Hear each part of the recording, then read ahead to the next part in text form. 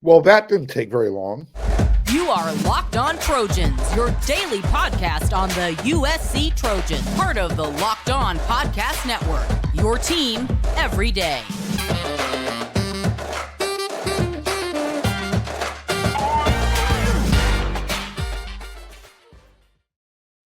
Fight on, everyone. I'm your host, Mark Holkin, and thank you for making Locked On USC part of the Locked On Network, your first listen every day. Whether you're watching the show on YouTube or wherever you want to download your podcast, never forget this show is free, and always remember how much I appreciate your support. Today's episode is brought to you by Game Time. Download the Game Time app, create an account, and use code LOCKEDON for $20 off your first purchase. USC running back coach Andy Jones Jr., he was the last guy hired for the staff, but he's already making his own recruiting impact. When he took the job, the first guy he went out and offered, that young man, he didn't take his time. He didn't spend any time looking for more Easter eggs. In fact, over the Easter holiday weekend, USC landed a commitment from 2025 Southlake Carroll, Texas, running back. His name is Riley Wormley. He's 5'9", 170 pounds, and Riley was the first offer from the Trojans' new running back coach. So who is Riley Wormley? Let me tell you. Number one, I know this is going to make everybody feel good. He's only a 3-star recruit.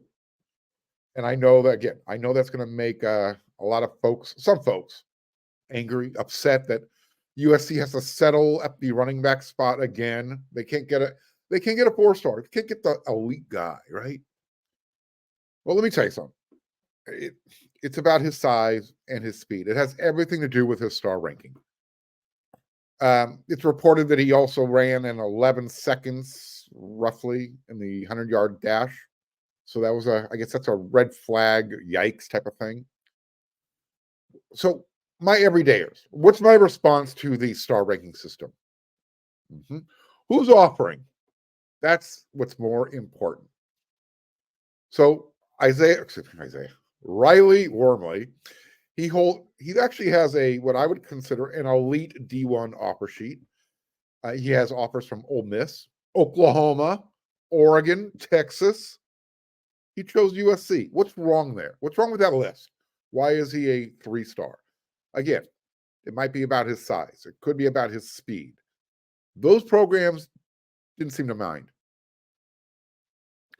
But again, I get it. Look, it's been a minute since USC has any of the elite running backs in the country saying, hey, I want to carry the rock for you guys. I get it.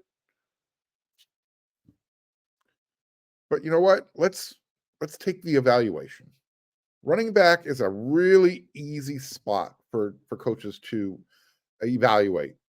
And once they know what they're looking for their system, it's all about them developing them into that system. So here's what USC is getting with Riley Wormley. Number one, he transferred prior to his junior year in high school.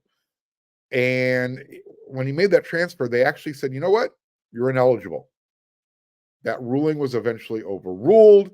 He missed the first 6 weeks of the season, but in the second half of the season, what did he do? Well, 901 yards, 19 touchdowns, and he did that by only carrying the ball 85 times.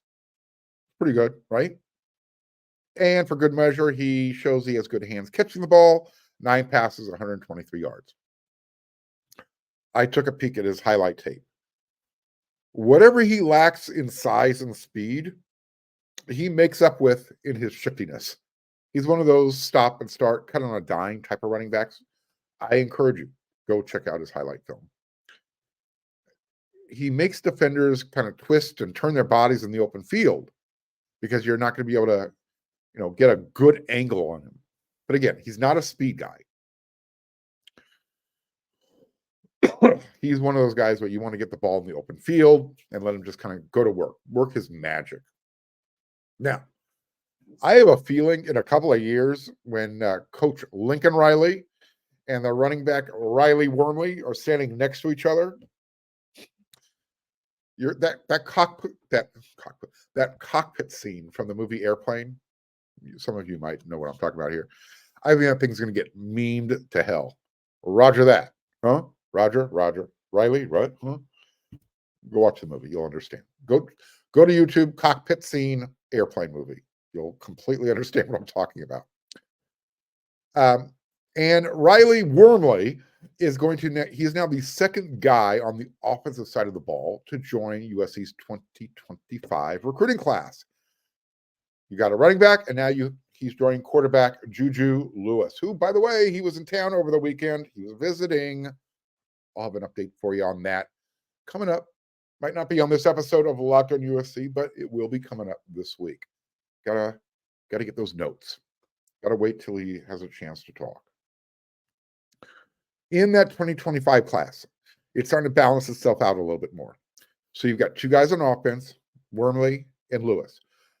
You also have on the defensive side of the ball, just to remind everybody who's not an everyday listener, you should become one quickly. 5-star defensive lineman, Justice Terry, who flipped from Georgia. 4-star defensive end, Isaiah Gibson. 4-star safety, Hilton Drake Stubbs. And then they also brought in a 3-star defensive lineman from the state of Texas, Gus Cordova, whose list of offers, his offer sheet is this long. It just goes on and on and on. Yeah, just like that. Now, as far as I would say, as far as if you're a California running back and you're being recruited, don't kick rocks for too long. I know for a fact that Carson Cox is still a big part of USC's plans. They want him. They want 2 running backs in the class of 2025. But right now, it's all Texas. So if I'm Cox, again, I'm not going to wait too much longer because the staff doesn't care where they come from. As long as they want to be USC Trojans, that's all that matters. So again, let's make this happen sooner than later if you're in the Carson Cox camp and you want to be a Trojan. Oh, USC wasn't done. The quarterback room, it filled up. This year, USC they finally had their complement of quarterbacks. One day, it was Miller Moss and Jake Jensen and walk-on Gage Roy. That's what they had in the Holiday Bowl. Now, Jaden Mayava, he transferred over in the class of 2024 from UNLV. He has a friend, Jack Stupid. He's going to join the 2024 roster. He went to Tustin High School, and he's going to come in as a preferred walk-on. He's 6'2". He's 200 pounds. And you know what's really great about this? He wants to be a USC Trojan. He had an offer from Cal. He had an offer from Houston. He had an offer from Pittsburgh, San Jose State, among others.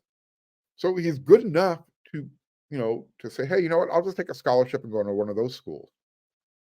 He wants to stay home. He wants to play at USC. He wants to be coached up by Lincoln Riley.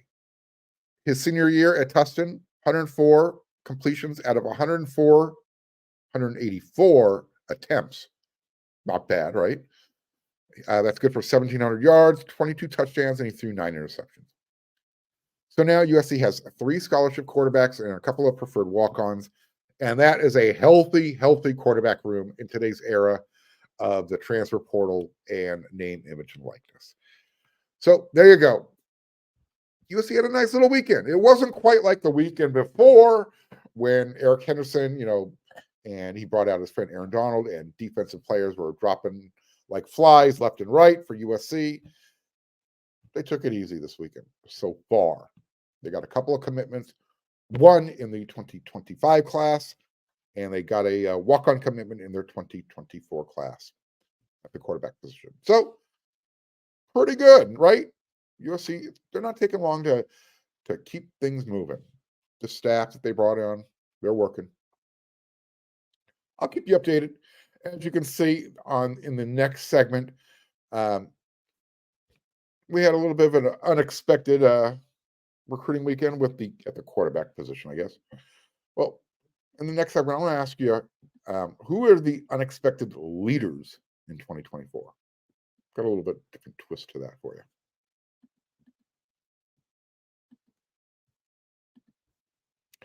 With killer last-minute deals, all-in prices, views from your seat, and their best price guarantee, Game Time takes the guesswork out of buying tickets.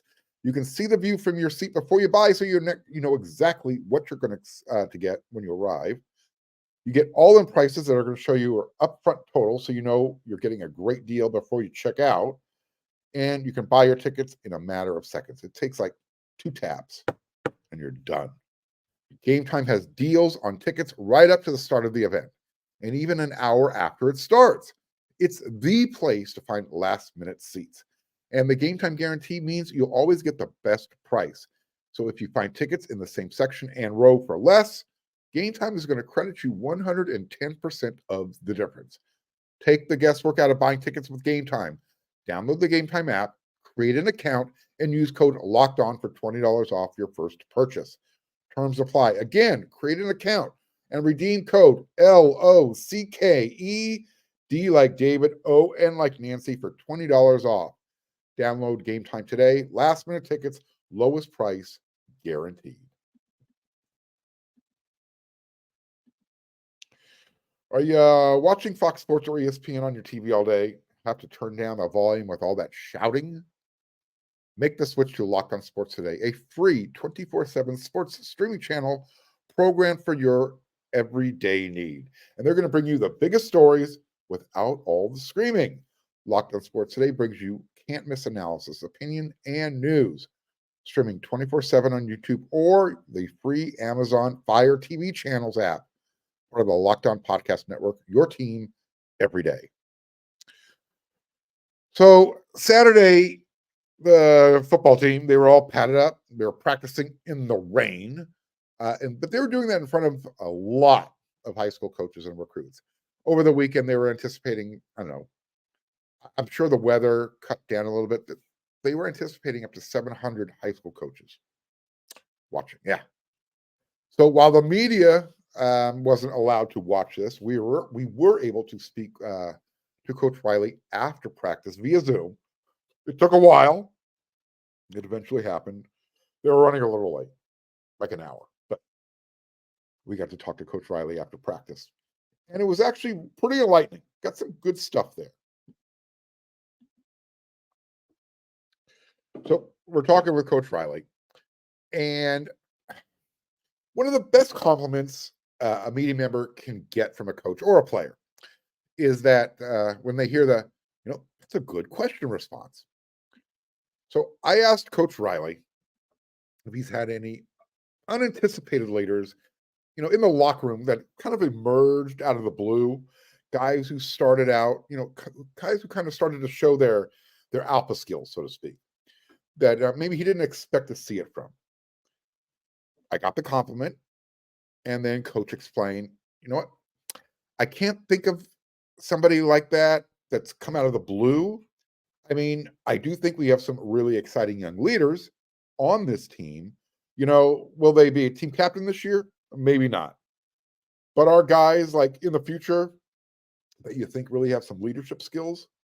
And I think that the freshman class, even some of the young guys that came in, you see some flashes from some of these guys kind of starting to lead and not scared to get up and stand up in front of the line.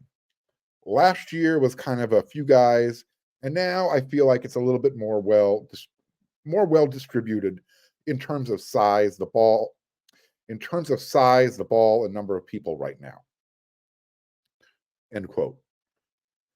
So the first person I thought of when Coach Riley said that, as far as jumping to the front of the line, was Jacoby Lane. I saw a little bit of this last year when he came to USC. When the players come out for practice, he made the comment about, I now I know how to get on camera. Well, what he was saying was make sure you walk out with Caleb Williams. That's who he came out with. He was learning from the team leader at the time. Well, now Jacoby Lane is the guy at the front of the line talking to the camera as a team leader. After practice, he's wishing the women of Troy good luck in the tournament. Look, he's got that I'm going to be the guy. And I want you guys to get behind me. And I'm not afraid to talk. I'm not afraid to, maybe he might be that next Travis Dye, the type of trash talker who just wants everybody to be the best they can be. I don't know, maybe that's something to do with his size. Maybe he's a tough guy now. I'm laughing. In the Zoom session when we were talking with Coach Riley, he actually talked about the growth of Jacoby. And he said specifically, he's gained 30 pounds since he's been at USC. And to put that into context, what he did was he held up a plastic fork and a water bottle. Just to kind of put things into context. Jacoby Lane is now the water bottle. He's no longer, imagine this was a plastic utensil. So those are the things that I'm looking for. Right now there's no more Caleb Williams for the team to lean on. Who's going to step up and and let everyone know what's up? That was the point of my question to Coach Riley. Who's kind of emerged out of the blue like, oh, I didn't know that guy had it in him.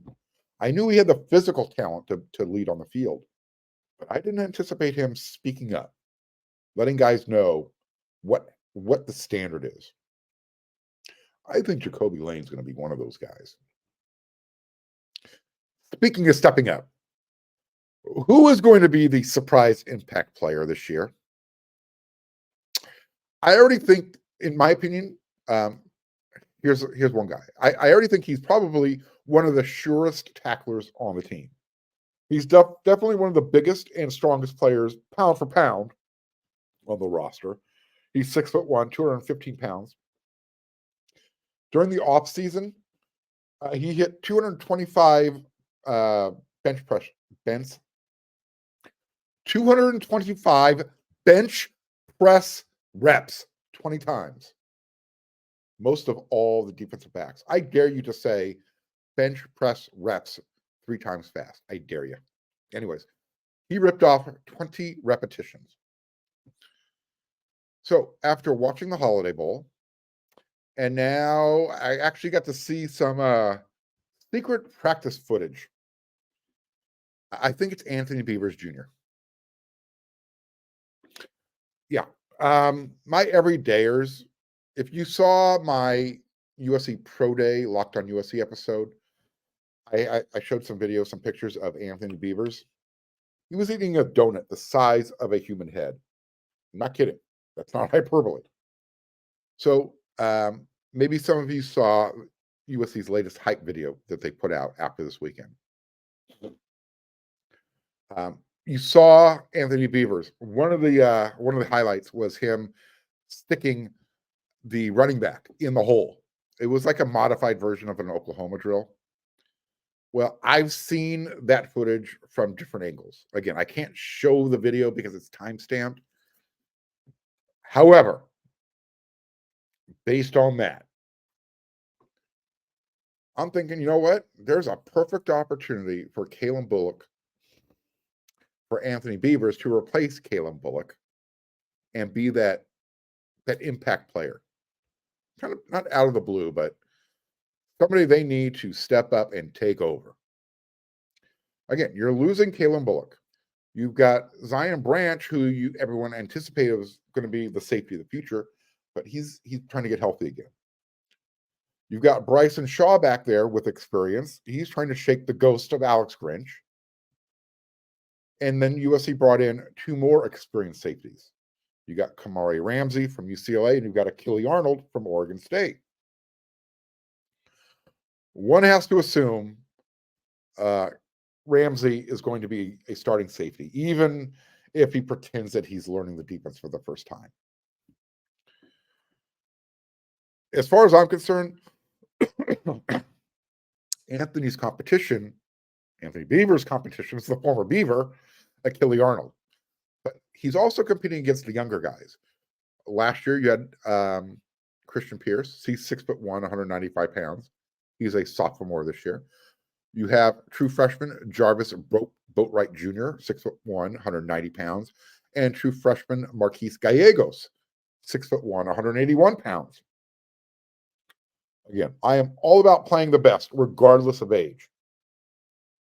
But taking all things into consideration, the Holiday performance, and everything that led up to the Holiday Bowl, the preparation, I think something changed for Anthony. He had that strip in the bowl game that led to the game-winning defensive celebration in the end zone. And not only is he sticking running backs in the hole during practice drills, he's also making interceptions now during practice. Yeah. Part of some of the footage that I saw. Look, I'm not sure if the wide receiver ran the wrong route or if the quarterback just read the defense the wrong way. Whatever. Beavers picked it off, and he was off to the races. So when I was watching, I was like, wow, he's setting up his blockers too. It was right place, right time, making the play, and then doing what he had to do. Now, if Achille Arnold comes in and wins the spot, great, no problem. But here's my feeling on this. If Beavers is equal or even more to the task, then transfer or not, he needs to be the guy. That's one of the, the challenges for the coaching staff. They're bringing guys in through the transfer portal because they're trying to address needs. They needed to bring in some more experience. You can't go in to the season into the Big Ten with that much youth in your backfield, defensive backfield. That's why they brought in Kamari Ramsey and Achille Arnold. The most returning experience was Bryson Shaw and Anthony Beavers. I cannot wait for the spring huddle.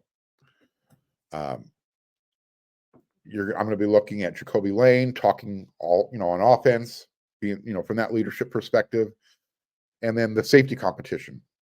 Both of those things are going to be something to focus on, at least for me.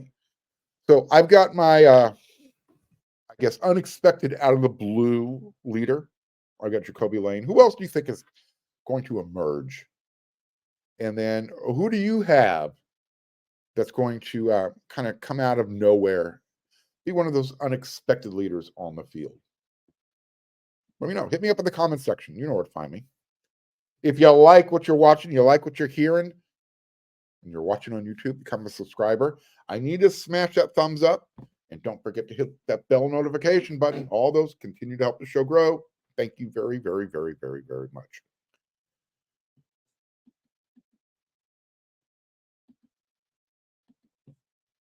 You know what I like about Fire TV? Just turn on your smart TV. It's already there. You don't have a smart TV. Go get a Fire Stick. Plug it into the back, and you're ready to go. It's that easy. Fire TV is your destination for sports. From live games to highlights to in-depth analysis. Whether it's opening weekend for baseball or the college basketball tournament, you're going to want to have your Fire TV. And did you know that Fire TV recently created Fire TV channels to deliver a constant supply? Yeah, that's true. So that includes all of us at Locked On and most of the big pro leagues and college conferences as well. Check out the Fire TV channels on Fire TV and your Alexa device. And if you haven't checked out Fire TV channels, you should. To learn more, visit www.amazon.com/Locked On Fire TV.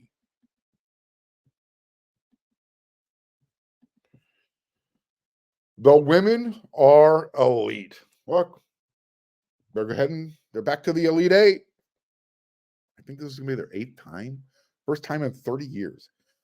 Meanwhile, the men's team, yeah. Well, here's what's going on. Why hasn't USC announced anything yet with Andy Enfield? It's because SMU hasn't announced Andy Enfield as their new head coach. As their new head coach. They're waiting. It'll probably happen while you're watching the show, or at least it's going to happen this week. He will be announced. The reason why they delayed everything is this week. Andy Enfield's buyout drops to $2 million. So Essentially, SMU is being fiscally responsible. Meanwhile, Jen Cohn is up there. She's celebrating with the women's team. Over the weekend, they were in Portland, and they're still up there, by the way. They made the Sweet 16. They beat Baylor 74-70, and now they're on to the Elite Eight. Again, I mentioned it, first time in 30 years. If they get by UConn in the Elite Eight, that tip-off is Monday night, 6 p.m., April 1st. They're going to take on the winner of LSU, Iowa in the Final Four. So in the Elite Eight game, in the Sweet 16 game, Juju Watkins, she finished with 30 points. She had 6 rebounds. She also had 4 assists, 4 block shots. So she plays defense. She does everything for this team. And it wasn't a cakewalk. In fact, she struggled. 8 for 28 from the field. Yikes. And only 2 for 11 from three-point range, which, by the way, they've got to get that three-point line fixed. One side of the court at the top of the key was a little bit of a shorter three-point shot than the other side of the court. I don't know how that happened. Anyways, whatever.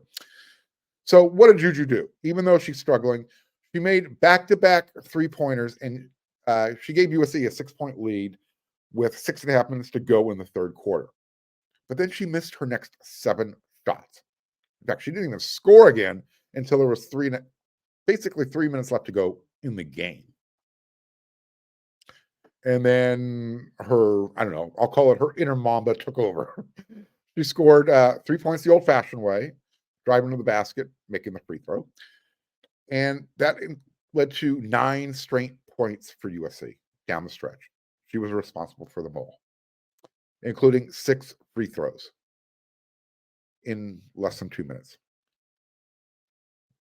That is clutch. I cannot express to you how difficult and how much pressure you feel at the end of the game when you're shooting free throws. It's different. It's just different. So there you go. The women, Elite Eight. I'll keep you updated.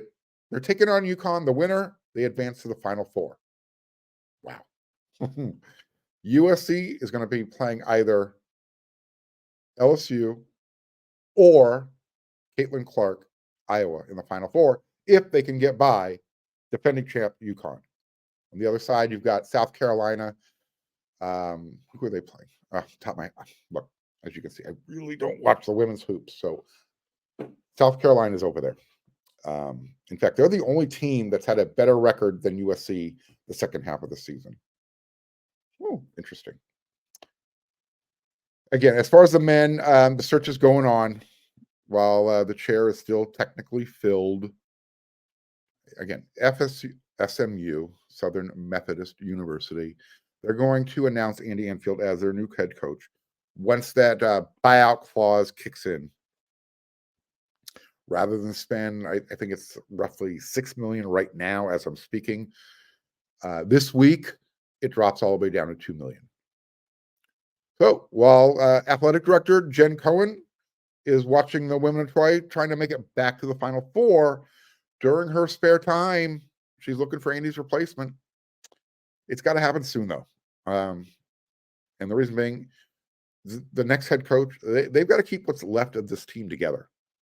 And then he's got to hit that portal really, really hard. Last week, I started my preliminary list of candidates. Right now, the men's team, they're stuck in neutral. They got to shift gears. And until then, basketball, women, they're the face of the program. So again, USC UConn winner faces the winner of LSU Iowa. Oh, and then that's who the other team is. North Carolina State. Both of North Carolina State's basketball programs are in the Final Four. That was the plan for USC this year. Things don't always work out according to plan. You know what I will plan, though? I'll be back for another episode of Locked On USC tomorrow. That's what we do around here 5 times a week. So make that your plan to be back here. I will keep you up to date. I'm going to have more news from USC football. That's what you're coming here for. And any other news, notes, and rumors that I might hear about. So until then, everyone, you know what to do.